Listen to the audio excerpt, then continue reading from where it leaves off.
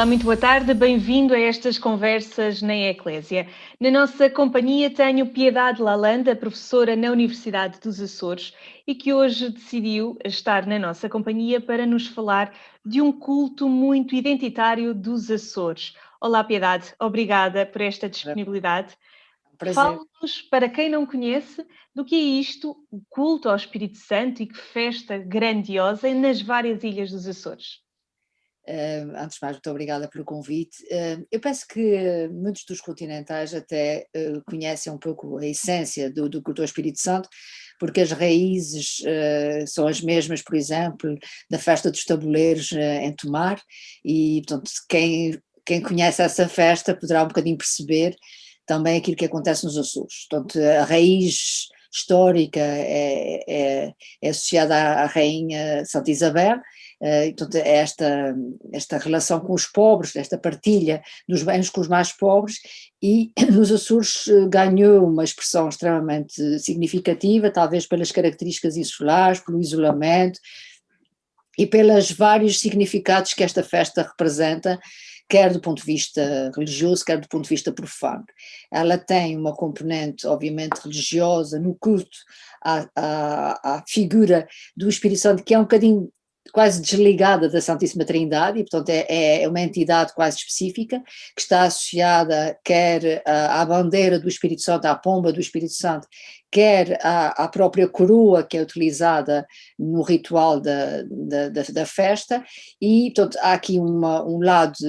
desta figura que é dita mesmo pelas pessoas o Senhor Espírito Santo, portanto é realmente uma entidade autónoma, mas tem uma componente também profana, se quiserem, mais sociológica, porque contribui muito para a coesão das comunidades, para o sentido da partilha, para inclusive também o ganho de um estatuto social que é na ótica dos antropólogos, é ganho pela dádiva, ou seja, ganhar prestígio social não pelo ganho, mas pela capacidade de dar, que é o que no fundo faz o mordomo, ou o imperador, aqui designado por mordomo. Nós temos estas festas, a sua importância é de tal maneira significativa que e a sua existência nos Açores de tal maneira permanente, que os nossos imigrantes, quando foram para o Brasil no século XVII, levaram também estas festas para o Brasil, e ainda agora elas existem no Brasil como uma expressão da presença dos açorianos, e portanto onde, por exemplo, se fala do imperador e não do mordomo, como é o caso nos Açores. Portanto, são festas que nós podemos dizer que fazem parte da religiosidade popular, que envolvem que uma dimensão sagrada muito importante, mas com alguns rituais que são de outra natureza, como matar o animal, a vaca, a partilha desse animal, a transformação das casas, onde há um quarto portanto, em que é colocada a coroa, e portanto, nas 7 semanas anteriores ao dia da festa, claro que o dia principal da festa coincide com o domingo de Pentecostes, mas também se prolonga para o domingo da Trindade, e em alguns lugares até pode ir ao São João. Portanto, estamos aqui num período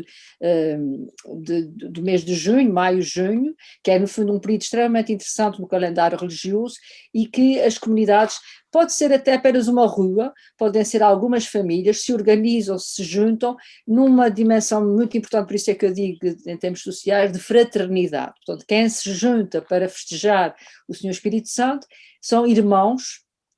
que vão depois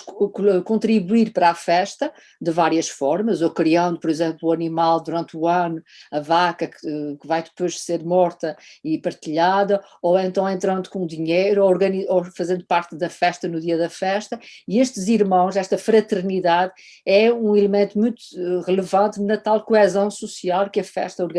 proporciona. Portanto, como eu digo, pode ser uma rua, pode ser uma localidade, pode ser uma freguesia, e existem todas as ilhas dos Açores, portanto, ou seja, não há comunidade nenhuma que não tenha a sua festa do Espírito Santo. Eu própria, na minha rua, havia uma irmandade do Espírito Santo que organizava, perto da minha casa, estas festividades. Portanto, esta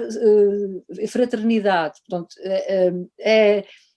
é imbuída também de um espírito de solidariedade, porque no passado não só a carne, o pão, o vinho e normalmente a massa sovada eram partilhados depois por estes irmãos, mas aqueles que não tinham possibilidades de pagar também recebiam uma parte desta festa, ou seja, havia as chamadas esmolas, que era uma parte, claro, menos nobre do animal normalmente, mas que também era associado ao pão, ao vinho, e que era dada àqueles que menos tinham. Portanto, ou seja, a existência das festas do Espírito Santo está imbuída de um sentido de solidariedade, de partilha e de comunidade, que é extremamente importante. Depois temos a parte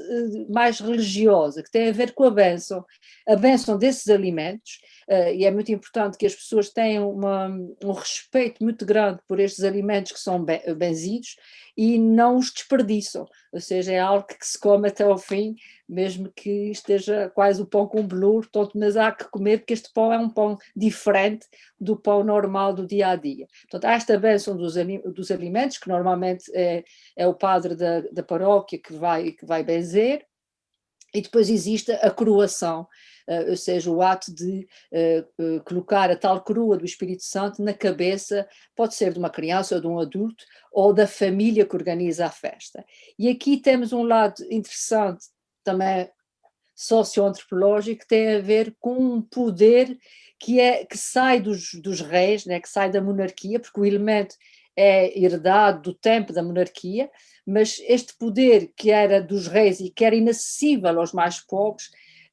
chega às mãos dos mais pobres através das festas do Espírito Santo. Portanto, qualquer cidadão pode ser coroado, e esta coroação é também um ato de proteção e de segurança, né? Portanto, ou seja, aqui é uma dimensão de que estas festas também protegem as pessoas que nela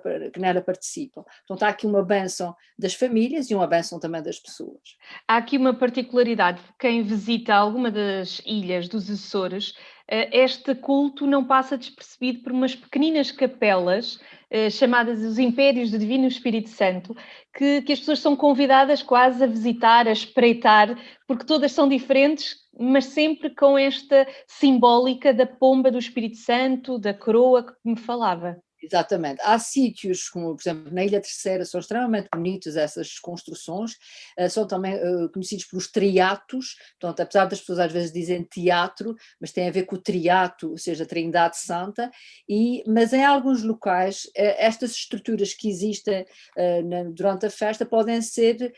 amovíveis, ou seja, podem ser construídas em madeira, só duram durante a festa e depois são desconstruídas. No caso das edificações, elas permanecem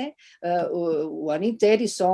alguma família está encarregue de as cuidar, de as manter em condições, e são realmente um lugar interessante, até porque são muito coloridas. No caso da Terceira, tem edifícios extremamente interessantes de arquitetura, e que são o lugar de culto onde a comunidade se vai reunir. Por isso é muito importante. A festa do Espírito Santo tem este impacto no reforço dos laços da comunidade, e traz muitas vezes àquelas comunidades pessoas que estão imigradas, pessoas que estão longe e que vêm à festa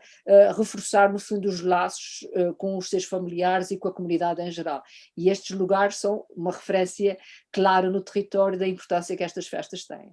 Piedade, com este tempo de pandemia, nada disso acontece. Exato, e o impacto é tanto mais forte quanto este significado que estas festas têm, de serem um momento de coesão, ser um momento de bênção, ser um momento de festa que faz a ruptura com o profano, né, que faz a ruptura com o cotidiano do trabalho, e portanto a festa é sempre algo que é terapêutico para a comunidade, é um renovar, é um renascer, né, e a retirar estes momentos a uma comunidade é um pouco manter o peso do cotidiano, manter a vida de trabalho, manter o fechamento, né, das suas próprias casas, e impedir estas pessoas de partilharem, de estarem juntas, de ajudarem-se até às vezes umas às outras nestes tempos. Portanto, a pandemia exige que não haja aglomerações de muitas pessoas. Estas festas congregam muitas pessoas, e até porque tem uma particularidade que eu não falei há pouco: no dia da festa é muito habitual haver uma refeição em espaço público, onde qualquer pessoa se pode sentar e comer. Portanto, as sopas do Espírito Santo, muito características, que são feitas com o caldo das carnes e depois com pão, e pode levar agora está-me a faltar o nome da erva, portanto, que vai portanto, dar portanto, é hortelã, ou na Ilha de Santa Maria até se utiliza uma outra erva, mas que dá um aroma a esta sopa, a este caldo, às vezes acompanhado das carnes depois ao lado, e estas sopas do Espírito Santo, que também têm sempre, depois como sobremesa, o arroz doce, que é também muito tradicional. Qualquer pessoa pode sentar naquela mesa e comer e depois ir à sua vida. Aliás, a Câmara Municipal de Ponta Delgada passou a organizar umas festas com alguma dimensão na cidade de Ponta Delgada, fora deste calendário habitual, para congregar todas as freguesias do concelho, e onde também qualquer pessoa se pode sentar no dia da festa para comer as sopas. Portanto, como se vê, é um momento de grande convívio alargado, onde não há limites, nem regras quase que diria, de convite formal, né? Qualquer pessoa está convidada a participar nas festas. E esta fraternidade muito genuína não é compatível com estes limites com os quais nós nos estamos a confrontar neste momento, que nem às vezes os nossos de casa nós podemos contactar, né, abraçar, muito menos na rua, num espaço aberto com muitas dezenas de pessoas que normalmente participam nestes eventos. Sem isso acontecer, e na sua perspectiva, que marcas é que vai ficar no povo açoriano? Eu penso que o povo açoriano é muito resiliente, de alguma maneira nós aprendemos talvez com a história que é de séculos, mas a lidar com a sismicidade, a lidar com as catástrofes, a lidar com o mar, portanto, ou seja, faz parte do ser insular uma certa relação com a adversidade. E esta relação com a adversidade cria-nos em nós alguma resistência a estas situações mais difíceis. Se nós pensarmos um pouco, é evidente que a religião aqui sempre serviu muito para lidar com isso, quer sejam as romarias, quer sejam as promessas do Assunção de Cristo, quer sejam as próprias festas do Espírito Santo, sempre foram uma resposta para estas pessoas resilientes de que algo vai acontecer de melhor, algo vai ser ultrapassado, e portanto a ferramenta da religião continua a ser extremamente importante, mas há aqui um aspecto que nós não nos podemos esquecer, quer o culto à Assunção de Cristo, quer as festas do Espírito Santo, ou o culto ao Espírito Santo, não é um culto de igrejas, é um culto doméstico, ou seja, as pessoas têm nas suas casas os símbolos deste culto. Muitas pessoas têm quadros, registros do Senhor Santo Cristo, e quase todas as casas, na sua cômoda, onde têm os santos, têm uma coroa do Espírito Santo. Ou seja, as pessoas, eu vou dizer um verbo, agarram-se ao Espírito Santo mesmo fora das práticas coletivas, ou seja, este culto continua a dar força às pessoas para lidar com a adversidade. E eu acredito que logo que possível, certamente que estas festas irão ser bem mais intensas, bem mais vividas, nunca aconteceu não se realizarem, portanto mesmo em tempos passados, nem debaixo de chuva sempre se fizeram as festas, mas eu acho que face às circunstâncias que estamos a atravessar, há um reforço aqui desta necessidade de uma resposta, e como isto é um culto privado, é um culto também familiar, eu tenho a certeza de que muitas famílias se calhar mantêm as práticas. Não, eu também queria lembrar que nas tais 7 semanas antes da festa é muito prática das pessoas da tal irmandade, e não só dos vizinhos, se juntarem para rezar o terço, ou seja, as pessoas juntam-se para rezar, para se aproximarem umas das outras e para ganharem força com essa aproximação, e eu acredito, não tenho dados que possam comprovar, que esta prática da oração, desta prática do pedir e do entregar as dificuldades ao Senhor Espírito Santo, ou ao Senhor Santo Cristo, ou outras entidades de culto, está a permanecer nas casas de muitos dos açorianos. A Piedade é professora na universidade, portanto lida com a juventude todos os dias, se bem que agora, devido à pandemia, de forma mais limitada. Mas eu pergunto-lhe, Piedade, de que forma é que estas gerações mais novas também se ligam aqui ao culto do Espírito Santo? Há aqui a promessa da continuidade das festas? Se nós olharmos a atividade nas comunidades, ela é contínua, ou seja, ela tem-se reproduzido de geração em geração e faz parte de algumas famílias a promessa de vir a ser mordomo do Espírito Santo, ou seja, é algo que as gerações mais novas, alguns membros dessa geração mais nova, colocam como um desejo, porque é algo que, como eu disse, tem também aqui pode funcionar como agradecimento por algo na vida, mas pode funcionar também como uma dimensão de ganho de prestígio social e de afirmação na comunidade local. Portanto, ser mordomo não é apenas uma questão de velhos, é algo que nós vemos na geração mais nova. Não sei até que ponto é que esta religiosidade popular vai perdendo significado para uma juventude que faz carreira ou que tenha, portanto, que entra na universidade e que tem uma aproximação à ciência, né? Então, e às vezes um afastamento às questões mais tradicionais, mas na realidade estes símbolos, como são vividos em família, como fazem parte da tradição, têm uma componente emocional muito forte e estão ligados à própria identidade cultural das pessoas. Portanto, poderá não ser uma prática,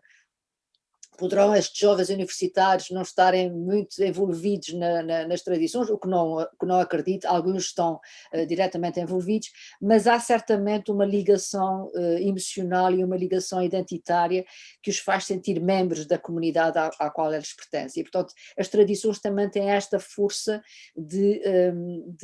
serem associadas a uma referência de pertença, ou seja, é algo que me diz... Eu diria, eu faço aqui uma memória, quando eu vivi fora dos Açores, em Lisboa, ouvir o hino do Espírito Santo, ou seja, o hino associado às festas do Espírito Santo, que é o coro dos Hebreus, é algo que me emocionava imenso quando eu estava distante. Portanto, ou seja, a musicalidade destas festas, que acontece nestas festas, para um micalense ou para um açoriano, ou até quase que diria para um açoriano fora das suas ilhas, é algo que lhe toca na sua identidade, que lhe toca na sua pertença. E, portanto, quando alguém é muito enraizado e faz parte, como eu digo, de um universo tão doméstico, tão familiar, tão próximo, não está ligado à igreja, não ao templo, não é algo que é dominado pelos sacerdotes ou que é a diocese que organiza, não é do povo. Isto é uma festa das pessoas, é uma festa do povo. E, portanto, dificilmente alguém pode ficar indiferente a este banho cultural que é a realidade das festividades na nossa região. Fica aqui a resiliência deste povo açoriano, mas também a esperança de voltarem a fazer estas festas ao Espírito Santo, de forma que são tão identitárias também de todo o povo, quer nos Açores, quer fora, quer mesmo também na diáspora, como dizia a Piedade. Muito obrigada pela disponibilidade de nos dar a conhecer e a redescobrir também este culto ao Espírito Santo. Eu é que agradeço a oportunidade. Bom dia.